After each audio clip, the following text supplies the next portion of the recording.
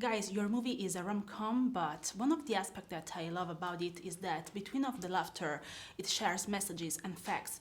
I mean, how many gay love stories has been erased from our history? It's impressive. When you think about it, which are the main emotions you feel about it?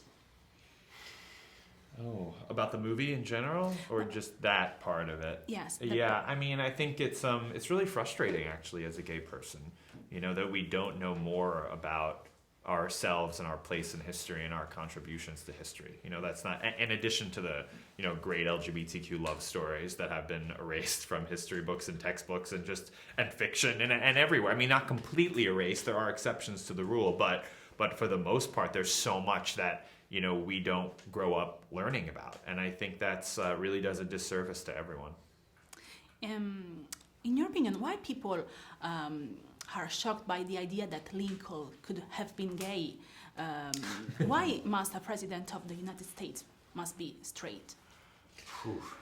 I think hopefully that idea is evolving, but I think America is ultimately, still a very puritanical society. There's a strain of religious extremism that has only gotten worse recently, and that leads to a lot of bigotry and ignorance and hate, kind of irrational hate of things that are unknown or that seem unfamiliar to people who lead very isolated lives in large parts of the country. I must admit that I'm one of those people that cry in front of queer. You make fun of them in the movie in a funny way, but I would like to know if you ever cried for one of those episodes. Oh, for sure. I mean, but that's just because you cry doesn't mean you can't make fun of it. Yeah. You have to be able to. I think part of the comedy and the genius of Nick and Billy's script is that that's for a lot of people the only gay people they've ever seen before. This team of gay people that help you decorate your house and dress you, which is wonderful and important, but we're more than that. And we have love stories.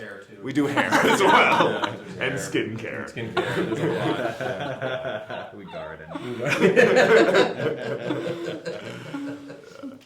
Guys, when you were a kid, there wasn't a movie like Bros in movie theater. Do you think that a movie like that can change a gay teenager life? Are you aware that you are making a difference? I mean, I hope we are, just in the past month or so that the movie's been out in the States, I've gotten so many messages on social media. Interestingly enough, not necessarily from teenagers who maybe haven't discovered the movie yet because they didn't go to the movie theater to see it. I hope now that it's streaming and it's available to watch at home, young people will have more access to it. But it's been really interesting just to get responses from adults.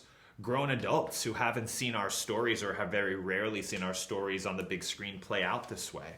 And they're very moved by it. And that's been really gratifying. And I do hope that younger people and queer teenagers see it, because we don't have a ton of uplifting stories that also feel grounded and honest about our love lives, really. A friend of mine he has a 12-year-old son who's gay, and he took him to see the movie in a movie theater, packed crowd, and his son, and he laughed through the whole movie, and he was just he said it was just the most moving experience, just to, and for his son, he was his son was just this is hilarious, and this is normal. This is completely a normal experience. You go to the movie theater, you see this love story. It happens to be about two men, but for my friend who's my age, he was really moved by it and thought it was a great afternoon with his son, and to experience this. So that was really cool. And of course, you just said, I think that everyone can relate to Haran and Bobby, because this story is universal. Their fears are mine too, about love, about our job. What do you think about it? When you start writing this movie together, your goal was this, making a movie that everyone can relate to, not just a community.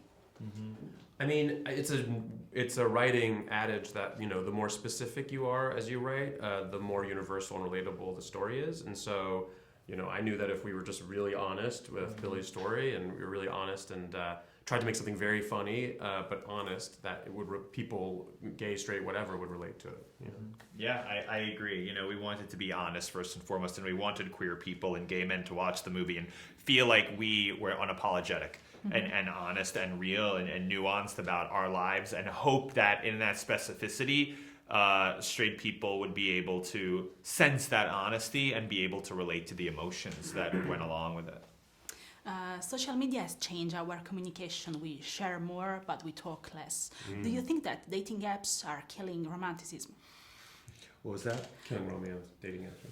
Oh, dating apps? Are they killing romance? I think it's made it more challenging to have an authentic experience with someone when you meet them, because you're meeting a digital version of them. That's not a three-dimensional human being, not even a voice. Now there's voice prompts, which I find funny, where everyone's clearly like trying to sound different than they do in real life, just the way they filter their photos. This is a new development. Wow. Yeah, I think like nothing really compares to meeting someone in person and feeling that chemistry, you know? In the past, we saw a lot of tragic gay love stories, or gay characters were just the best friends of the main characters. Do you think that we are living storytelling revolution? I do think that Bros is part of a new wave of queer-centric content being made, where we are getting to be the center of the story, and not only that, we're getting to write the story. Queer actors are getting to portray the roles the way we never have historically in Hollywood. So I do think it's a bit of a revolution. It's certainly a sign of progress, and there's a long way to go, but it's way better and more evolved than it was even 5-10 years ago. Thank you so much. Thank you. Thank you.